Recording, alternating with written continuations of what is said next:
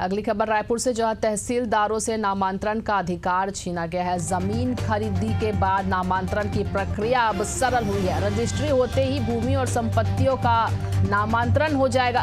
राज्य सरकार ने गजट नोटिफिकेशन जारी किया है। फैसले से जमीन के अफरा तफरी पर अब रोक लगेगी। तो राज्य सरकार ने ये नोटिफिकेशन जारी किया और इस फैसले से बता दें, जो जमीन को लेकर अफरा तफरी रहती है उन पर रोक लगेगी। अब तहसीलदारों से नामांतरण का अधिकार छीना गया है। लगातार हमारे सहयोगी बने हुए हमारे साथ शशिकांत, अब नामांतरण को लेकर जो ये नया फैसला सरकार की तरफ से आई, उसको लेकर क्या कुछ जानकारी है?